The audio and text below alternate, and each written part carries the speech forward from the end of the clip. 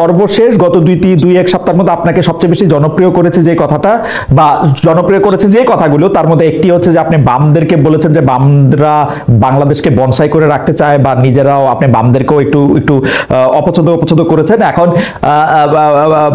রোববার 18 মে লেখক, অধ্যাপক, অ্যাক্টিভিস্ট আনু মোহাম্মদ একটি ফেসবুক পোস্ট দিয়েছেন, যেখানে তিনি লিখেছেন প্রধান উপদেষ্টা থেকে শুরু করে তার সুযোগ্য প্রেস সচিব ও বিভিন্ন পদের কোন কর্তা ব্যক্তির ভাবসাব, কথাবার্তা, কাজকর্ম খেয়াল করলে বিদেশি কর্পোরেট লবিজের ছায়া পাওয়া যায়। চট্টগ্রাম বন্দর করিডোর, সমরাস্ত্র কারখানা, অস্বচ্ছ তড়িঘড়ি এলএনজি আমদানি চুক্তি, স্টারলিংক চুক্তি ইত্যাদি নিয়ে তাদের দৌড়ঝাঁপ, জবরদস্তি, গোপন ভাব, মিথ্যা বিজ্ঞাপনী গল্প এটাই নির্দেশ করে। আপনার মন্তব্য শুনবো। আমি শুধু যোগ করি, বণিক বার্তা এরকম বলেছেন যে বিডার নির্বাহী চেয়ারম্যান উঠছেন, দেশি বিদেশি বিনিয়োগ কমছে।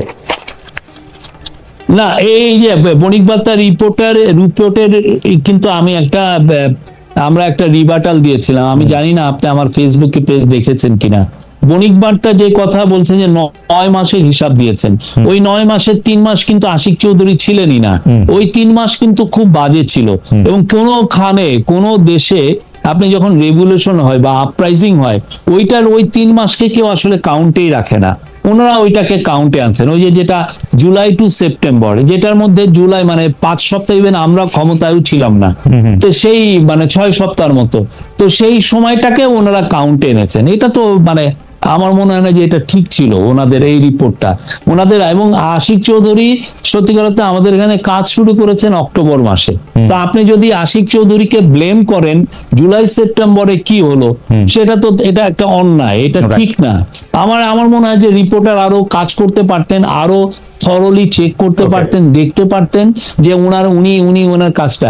আরেকটা হচ্ছে যে আপনি রিফর্ম করেন আর যাই করেন, আমরা যেই জায়গা থেকে শুরু করছি সেই জায়গায় আমাদের যাওয়ার জন্য আমরা এখন যে কাজটা করছি, আমরা বলতে পারি এই যে ফরেন ইনভেস্টমেন্টের জন্য, এবং আশিক চৌধুরী নিজেও বলেছেন এটার সুবিধা পাবে যে প্রথম যে ইলেক্টেড গভর্নমেন্ট আসবে তখন, বা আমরা সামনের দিনগুলোতে এটা পাবো। কারণ আপনি একটা স্ট্রাকচারটা দাঁড়াতে করতে হয়, আপনার পুরো পৃথিবীতে জানাতে হয় যে আমি বিজনেসের জন্য রেডি, আপনার রিফর্মের জায়গাগুলো ঠিক করতে হয়, রিফর্ম করতে হয়, করার পরে তো তারা আসবেন। তারপরে আমরা বলবো যে অক্টোবর যে ডিসেম্বরের যে সেখানে $490 মিলিয়ন মতো ফরেন ডাইরেক্ট ইনভেস্টমেন্ট আসছে, যেটা পুরো গত 1 বছরের সবচেয়ে হাইয়েস্ট। তা আমরা যে হচ্ছে না তা না, বাট আমরা যে ডিজায়ারটা সবাই করছেন সেটা আসছে না, আমি এটা অস্বীকারও করছি না। কিন্তু আমাদের কাছে আপনি দেখেন একটা রেগুলেশন, একটা ক্যাওটিক সিচুয়েশনে আপনি যদি অনেক বেশি আশা করেন বা সেটা এটা ঠিক না। আমরা তো অনেক বেশি আশা না বামের ক্ষেত্রে, এটা বামদের ক্ষেত্রে যেটা হচ্ছে যে ওনারা যে কাজটা করছেন, ওনাদের যদি আপনি প্রেসক্রিপশন, ওনারা যে কথাগুলো বলছেন সেই অনুযায়ী করতে গেলে তো আমাদের সত্যিকার অর্থে জব তৈরি হয় না। ওনারা অনেক দেশেই আপনি দেখবেন বামদের অনেক বড় অ্যাক্টিভিজম করেন, তারা গ্রিন নিয়ে অনেক অ্যাক্টিভিজম করেন, ওনারা কয়লার এগেনস্টে শক্তভাবে দাঁড়ান, ওনারা এনভায়রনমেন্টাল অ্যাক্টিভিজম করেন, আমরা অ্যাপ্রিসিয়েট করি। কিন্তু কথা হচ্ছে যে আমার তো জবটাও তো তৈরি করতে হবে। আমি যদি জব তৈরি করতে হয় তাহলে সেক্ষেত্রে আমি এই যে কেন আমরা মোস্ট এফিশিয়েন্ট কোম্পানিকে আমরা চিরাঙের পোর্টের টার্মিনাল দিতে চাচ্ছি, বিকজ তার মাধ্যমে যেটা হবে যে আমরা it sends a very powerful signal to the world যে আমরা এই চিরাং পোর্টকে আমরা এফিশিয়েন্ট করছি। তখন হয় কি, বড় বড় কোম্পানিগুলো তখন বাংলাদেশে ইনভেস্ট করতে আসে, তো সেই জায়গায় ওরা আসা মানেই হচ্ছে আপনার জব তৈরি হবে, লাখ লাখ জব তৈরি হবে, সেই জায়গা থেকে আমরা বলছি। কিন্তু ওনার কথা যদি দেখেন, ওনাদের কথা অনুযায়ী যে দেখেন মহিউদ্দিন চৌধুরী, সাইড পাওয়ারে আজমন আসিফ, নহিউদ্দিন, এরা সাইড পাওয়ার টেক বা এদের অনেকেই আছেন, ওনারা তো সেই জায়গায় সেই এফিসিয়েন্সিতে তো নিতে পারেন নাই। চিটাগাং পোর্টটা কিছু সিন্ডিকেটের কাছে বন্দী হয়ে রয়েছে। আমরা যেহেতু একই ফ্রেটার্নিটির অংশ, আপনারা যেহেতু আমাদের অগ্রজ, আপনারা যা করেন সেটার দায় আমাদের, বা সেটার প্রশ্ন বা সেটা শিক্ষাও আমাদের কাছে আইসা পড়ে। কিন্তু আপনি দেখেন যখনই কোনো কিছু কম শক্তি হইতে থাকে তখন সরকারের মধ্যে থেকে তাদেরকে শক্তিশালী করার জন্য একটা চেষ্টা করা হয়। যেমন আমি উদাহরণ দেই, আওয়ামী লীগকে নির্বাহী আদেশে নিষিদ্ধ করা হবে, এটা সেপ্টেম্বরের বৈঠকেই মোটামুটি এটা নিয়ে আলোচনা হয়েছে। আপনারা কেন ওয়েট করলেন যে হাসনাত আব্দুল্লাহ ওইখানে যমুনা অভিমুখে যাবে, 3 দিন ধরে ওইখানের মধ্যে এটা হবে, ওদেরকে ঠান্ডা পানি দেওয়া হবে, তারপর আপনারা নিষিদ্ধ করবেন? কেন এটাকে আপনারা ওরা আন্দোলন করার আগে আপনারা এটা বুঝতে পারেন না যে এটা আপনাদের করতে হবে? Why did you না do that? সেপ্টেম্বরে কিন্তু কোনো ডিসিশন হয় নাই। এটা মানলাম যারা decision হয় নাই, report কিন্তু করেছিল, এই না, decisionটার ওইটা জন্য নিয়ে কি এই আন্দোলনটা দু দরকার একটা- ছিল? এইটা নিয়ে কথাবার্তা হয়েছে, কিন্তু আমার মনে পড়ে না, আমি কেননা প্রত্যেকটা ক্যাবিনেট মিটিং এ আমি কিন্তু থাকি, আমার মনে পড়ে না যে এই কোনো ক্যাবিনেট মিটিং এ এটা এইরকমের কোনো ডিসিশন হয়েছে। আর হাসনাত আব্দুল্লাহর এই ব্যাপারটা আপনি যেভাবে বললেন যে এটা বুঝি স্টেজ তো না, উনি ওনার প্রোটেস্টটা করেছেন, রাইট, সেই কিন্তু অনুযায়ী প্রফেসর ইউনূসকে কি এটা হাসনাত আব্দুল্লাহ থেকে শুনতে হইলো যে এটা আওয়ামী লীগকে নিষিদ্ধ করতে হবে? না, মানে ধরেন উনি হাসনাত আব্দুল্লাহ, উনি- ধরেন আমরা হাইন্ডসাইট বিবেচনা করে এটা হাসনাত দেখেন- আব্দুল্লাহ এটা করলেন না, তাহলে কি আওয়ামী লীগ নিষিদ্ধ হইতো না?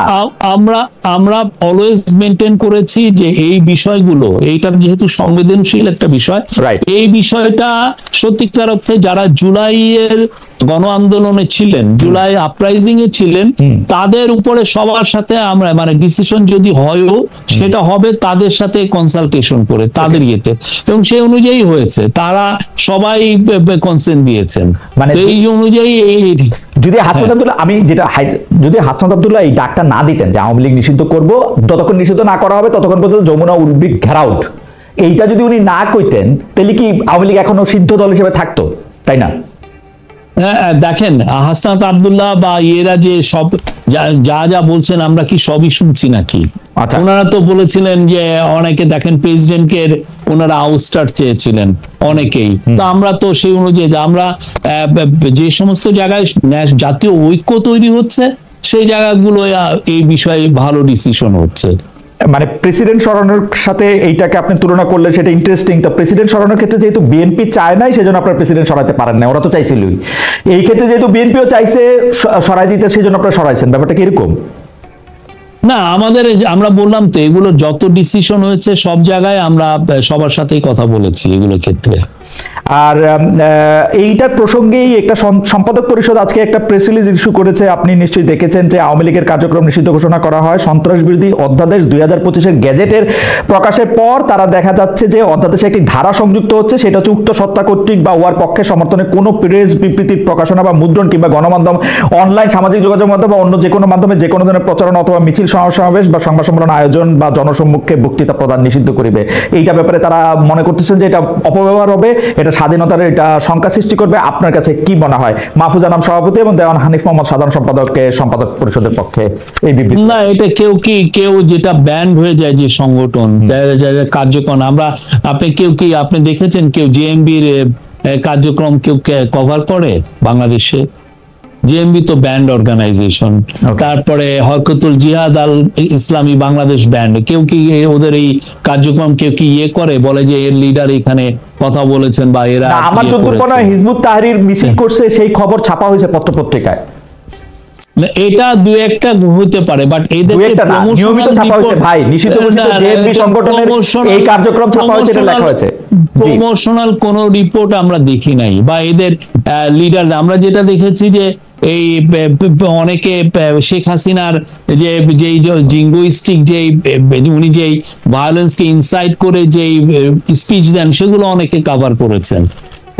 সেই ক্ষেত্রে আমি দেখি নাই, মানে জিঙ্গোইস্টিক কথা সেটা এরকম ছাপা হয়েছে প্রমোশনাল ওয়েতে, অনেকে করেছে, আমাদের কাছে এভিডেন্স আছে প্রমোশনাল ওয়েতে। মানে এটা এই ব্যানের আগে, আমি বলছি ব্যানের আগে এটা প্রমোশনাল ওয়েতে করা হয়েছে, এটা আপনি বলছেন।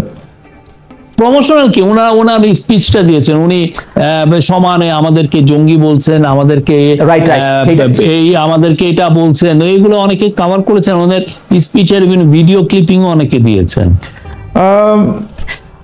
এই গত কয়েক বছরে বিগত সরকার নানা রকম আইনি মারপ্যাচ করে এগুলি নানা ধরনের কাজ করছে, যেখানে হামলা মামলা যেখানে যা দরকার প্রয়োগ করে দেশে কোনো মিডিয়া যাতে বিএনপির ভারপ্রাপ্ত চেয়ারম্যান তারেক রহমানের সংবাদ বক্তব্য প্রকাশ করতে না পারে সেই ব্যবস্থা করছিল। আপনি পৃথিবীর অন্যতম সেরা সংবাদ সংস্থা এএফপির ব্যুরো চিফ ছিলেন বাংলাদেশে। আপনি জনাব তারেক রহমানের সংবাদ কিভাবে ডিল করতেন বা কিভাবে প্রকাশ করতেন এই অবস্থার মধ্যে? না, আমরা তারেক রহমানের একটা রিপোর্ট করেছিলাম, আমি এই যে 2024 সালের ইলেকশনের সময় আমি তার সাক্ষাৎকার নিয়েছি, তো সেই সাক্ষাৎকার আমরা ওই লন্ডন থেকে আমরা তার সাক্ষাৎকার আমরা নিয়েছি। লন্ডন থেকে বাংলাদেশের পত্রপত্রিকা ক্যারি করছিল এটা? আমি জানি না, আমার ইয়ে নাই, বাট এটা আমরা এটা ইন্টারন্যাশনালি আমরা করেছি। তার ইয়েতে বোধহয় কত 3রা জানুয়ারি 2024 এসছে, 3রা না বা 2 আমরা ওনার সাক্ষাৎকার নিয়েছিলাম। 3রা জানুয়ারি 2024 আপনারা সাক্ষাৎকার নিয়েছিলেন, মানে এটা তারেক রহমানের সাক্ষাৎকার, লন্ডন থেকে নেওয়া হয়েছিল। লন্ডন থেকে নেওয়া হয়েছিল। সেটা কি ওইটা যেটা তারেক সাহেব হচ্ছে লিখিত পাঠাইছিলেন বিভিন্ন জায়গায়, আমরা দেখতেছিলাম যে একটা লিখিত প্রশ্ন লিখিত উত্তর, সেটা নাকি আপনারা উনাকে আসলে টেলিফোনে বা সামনাসামনি বসে অডিও ওরকম কোনো সাক্ষাৎকার, নাকি এটা ইমেলের মাধ্যমে ওনার একটা সাক্ষাৎকার বিভিন্ন জায়গায় পৌঁছাইছিল, কেউ তারা এটা নেয় নাই, এটা আরো 2-4টা জায়গায়ও ছাপা হয়েছিল, ওইটা কি ওইটা? না না, আমরা অ্যাপ্রোচ করেছি, আমরা ওনার সাথে অ্যাপ্রোচ করেছি, আমরা ওনার ওইখানে ফটোগ্রাফারও পাঠিয়েছি।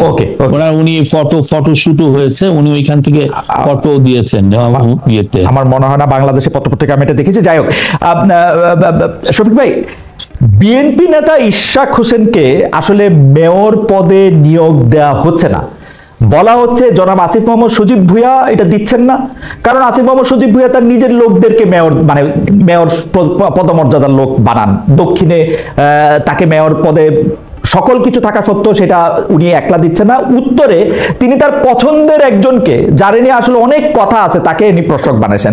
এইটা আপনি আসলে কিভাবে দেখেন? মানে ইশরাক হোসেনকে আসলে মেয়র পদে এটা দিতে দেওয়া হবে না কেন? এটা কি উপদেষ্টা আসিফ মোহাম্মদ সজীব ভুঁইয়ার একক সিদ্ধান্ত? না, আসিফ মোহাম্মদ সজীব ভুঁইয়া কি এটা করছেন, তাও তো মানে এটা তো আপনি বললেন, এটা তো এক ধরনের অ্যালিগেশন, এটা কি ঠিক কিনা? আমার যেটা মনে হয় এটা একটা লিগাল ইস্যু আছে। আমাদের ল অ্যাডভাইজার এখন সম্ভবত বাইরে আছেন, উনি আসলে উনি এটা বলতে পারবেন এটা লিগাল ইয়েটা কি, কোথায় লিগাল সমস্যা আছে, এটা উনি হি উইল এক্সপ্লেইন। শফিক ভাই, আদালতের সেম রায়ে জনাব শাহাদাত হোসেন চট্টগ্রামে মেয়র হয়েছেন, একই রায়ে ইশরাক হোসেন কেন হইতে পারবেন না? মানে আমার একটু বুঝাই বলবেন, আমার অনেক কৌতূহল। ধরেন আইনের ব্যাখ্যা বা ফাইনালি কি হলো এরকম, এটা এমন যে এমন অনেক রায় আছে যে একজনের জন্য এটা খাটে, আরেকজনের জন্য নাও খাটতে পারে। তো এটা একটা লিগাল একটা ইন্টারপ্রিটেশনের বিষয়, সেই লিগাল ইন্টারপ্রিটেশনটা আপনি 1-2টা দিন ওয়েট করেন। আমাদের ল অ্যাডভাইজার আসতেছেন, উনি সাউথ আফ্রিকা গিয়েছেন, উনি আসুক, উনি এটা এক্সপ্লেন করতে পারবেন। এই মুহূর্তের বিবেচনায় কি আপনারা বিষয়টা এক্সপ্লেন করে একটা ইয়া দিতে পারেন, মানে প্রেস উইং থেকে? এটা তো ওনার জায়গা, এটা ভেরি মাচ ওনার টেরিটরি, আর এটা লিগাল ইস্যু আছে এখানে, তো উনি এসে এটা বলবেন আমাদের ধারণা। মানে উনি তো আদালতের রায়, মানে সুপ্রিম কোর্টের রায় তিনি আসলে এটাই তো বললাম আমি, তো এই যে লিগাল ইস্যুগুলো তো ওনারা ডিল করেন। সুপ্রিম কোর্টের উপর কোর্ট আছে কি না, মানে এই না কোর্টের এটা না, আমি বলছি যে উনি এসে এটা জানাতে পারবেন, যে ইন্টারপ্রেটটা উনি করতে পারবেন, উনি সাংবাদিকদের কোশ্চেন নেবেন, কোনো চিন্তা। আমরা যথেষ্ট ট্রান্সপারেন্ট করবেন। আপনার যেটা হচ্ছে যে 2-1 দিন দেরি হচ্ছে, উনি আসুক, কথা বলবেন উনি।